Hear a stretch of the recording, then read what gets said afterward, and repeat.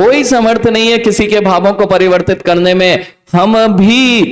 हम तो फिर कौन सी बात है, महावीर भगवान के सामने हम स्वयं परिवर्तित नहीं हो पाए। आदिनाथ भगवान क्या, मां कब से हो आप लोग,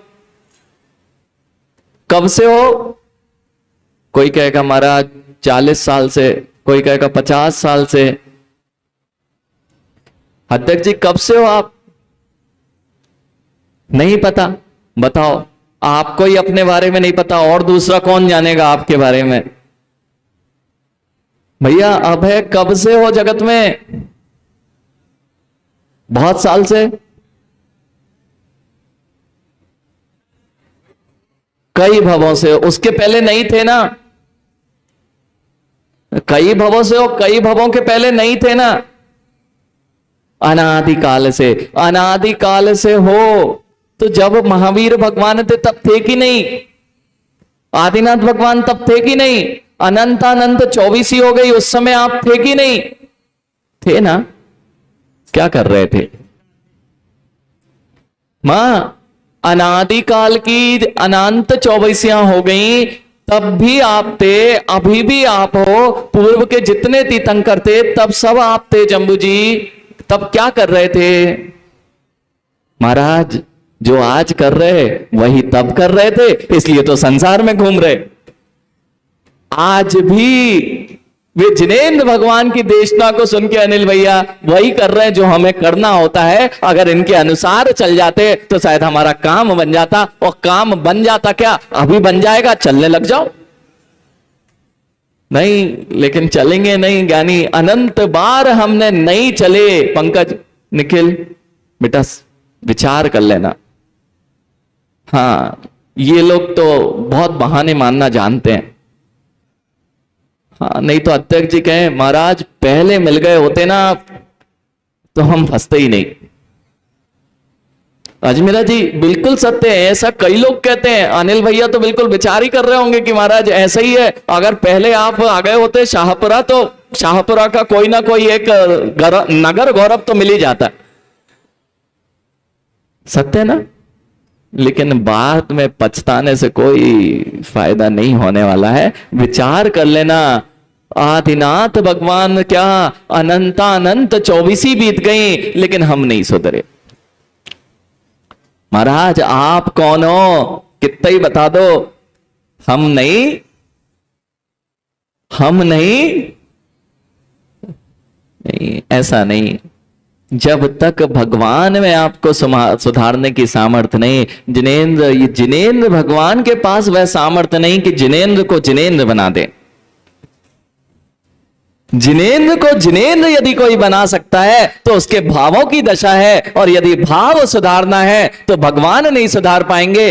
भगवान तो निमित्त हो सकते हैं, लेकिन भगवान के निमित्त होने पर भी भावों को सुधारना और बिगाड़ना हमारे ऊपर ही है। बस यही आज प्रकरण चालू हो रहा है ज्ञानी।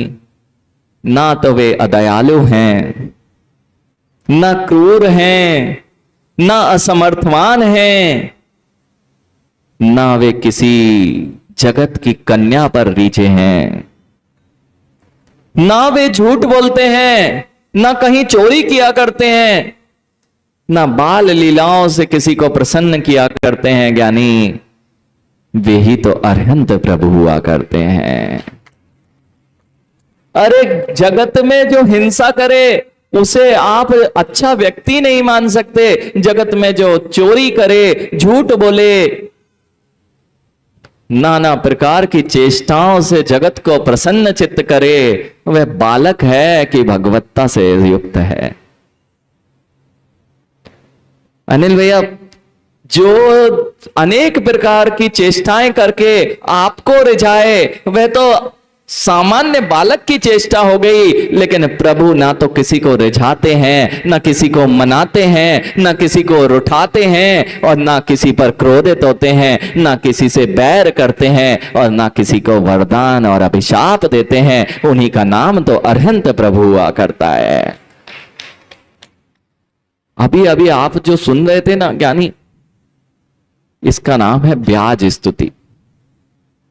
इसका नाम है ब्याज स्तुति लगता है कि महाराज क्या बोल रहे हैं, लेकिन उससे जीव पकड़ में समझ में आ जाता है कि उनके जैसा असमर्थवान कोई नहीं। आप लोग सब समर्थवान हो, कितने समर्थवान हो ज्ञानी, कितना झेलते हो। हम लोग बहुत असमर्थवान है। अजमेरा जी, आपके जैसी सामर्थ्य तो जगत में किसी के पास नहीं है, जितने सब बैठे हैं। कितनी समस्याओं को झेलते हो जिनेंद्र, कितनी समस्याओं को झेलते हो, फिर भी मुंह से चू नहीं बोलते हो। आपके जैसा समर्थवान है क्या? और फिर से वहीं पहुंच जाते हो जहां पे तुम्हें डंडे पड़ते हैं। यानी आपके जैसा समर्थ, हम लोग थोड़े सामर्थ कम थी, इसलिए मुनि बन गए। हमसे झेला नहीं गया, हमारे पास सामर्थ नहीं थी इसलिए मुनि बन गए। और सामर्थ कम हो जाए कि संसार में ही नहीं रहना पड़े, ये संसार में कब तक झेलते रहेंगे। थोड़ी और सामर्थ्य कम पड़ जाए तो हमें संसार से बच जाए और अरहंत और सिद्ध भगवान की श्रेणी में आ जाए। ऐसी सामर्थ्य कम हो जाए तो आनंद आ जाएगा। नहीं, यही है, इसी का नाम ज्ञानी। समर्थ तो होना, लेकिन किस लिए समर्थ होना। आप लोग कितने आनंद में जीवन जीते हो ना, आनंद में जीवन जीते हो, तभी तो छोड़ते नहीं हो। अगर आनंद में जीवन नहीं होता तो हम जब कहते हैं भैया ऐसा कर लो, या आचार्य भगवान कहते हैं कि ऐसा मार्ग सुख का है, तो आप तो मानते नहीं हो। क्यों? आप तो आनंद में जीते हो और हम लोग दुख में जीते हैं। इसलिए तो दुख की ओर कौन आना चाहता है? सत्य है ना? यही सत्य तो आज तक ज्ञात नहीं हुआ महाराज, कि हमारा पास आनंद है कि आपके पास आनंद है। अगर यह ज्ञात हो जाता तो क्षण नहीं लगता भैया, एक क्षण नहीं लगता उस जीव को जिसको यह ज्ञात हो जाता है कि आनंद इधर नहीं है, आनंद उस पार है, तो तुरंत पहुंच जाता है। ऐसे ही अभी तक आपने यह निर्णय नहीं किया कि आनंद कहां है। कितना काल व्यतीत हो गया ज्ञानी, कितना काल व्यतीत हो गया। किस काल का इंतजार कर रहे हो कि आनंद कोई आएगा मुझे समझाएगा। अरे कितने महाबली, महायोद्धा, महावीर जैसे महामुनिराज, महानिर्ग्रंथ मुनि हमारी ही आंखों के सामने से चले गए और हम आज तक नहीं समझ पाए। नहीं तो क्या किया, बड़ा आनंद आता है। कल तो बहुत उत्सव का माहौल था, यानी देव बन के अनेक बार में, देव बन के अनेक बार में गया समोसरणों में, मनुष्य बन के, त्रियंच बन के समोसरण में गया। अबे यदि ये मौसम थोड़ा अनुकूल हो जाए, पुखराज जी, ये थोड़ा मौसम अनुकूल हो जाए, थोड़ी बारिश आ जाए और मां मंद मंद हवा चलने लग जाए, तब और साथ में वो क्या आपके पकोड़े, हाँ सबके, देखो पानी मत लाना ज्ञानी, पानी लाओगे तो यही अभी गड़बड़ काम शुरू हो जाएगा। इसी पर तो विषय चल रहा है कि जब यदि थोड़ा सा मौसम अनुकूल हो जाए और आपके पास बहुत अच्छी अभय गाड़ी हो, अनुकूलता हो, मौसम में झमाझम रिमझिम बारिश चल रही हो, उसके साथ में मंद मंद फिर मिट्टी की खुशबू प्रारंभ हो गई हो।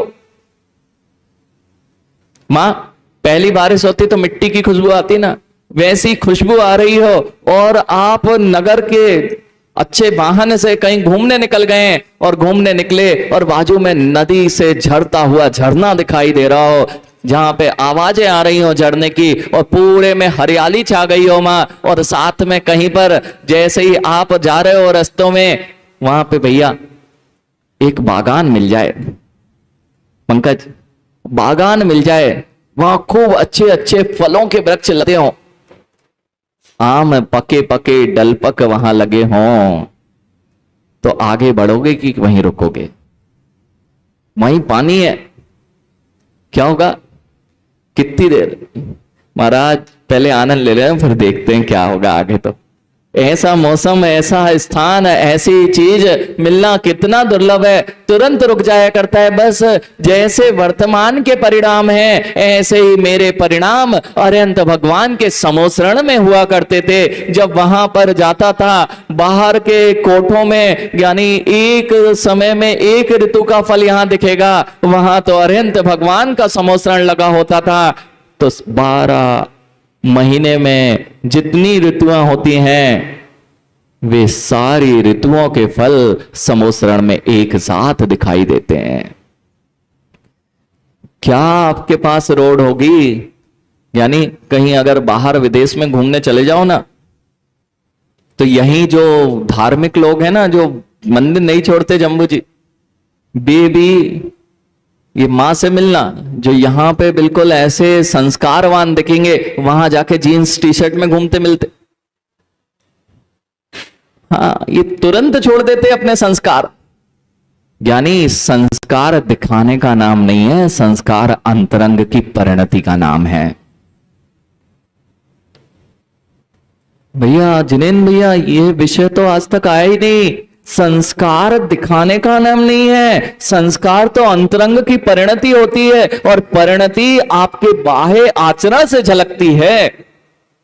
अब जाओ महाराज, शाहपुरा में तो हम बहुत संस्कारित वेशभूषा में रहते हैं, लेकिन जब अपने विदेश में बेटा रहता है, वहां रहते हैं, तब हम बदल जाते हैं। हम वेश बदल लेते हैं कि हम बदले हुए हैं, ऊपरी दिखावा करते हैं कि हम संस्कारवान हैं। अगर संस्कारवान हो तो कहीं भी जाओगे ज्ञानी। नहीं, दिगंबर मुनि जितने हैं ना, ये जितनी बार बदलते हो उतनी बार भाव बदलते हैं। जिन्हें आज जीन्स टी शर्ट पहनी है, आज भाव कुछ और थे, और कल कुर्ते पजामे पहने थे, कल कुछ और भाव थे।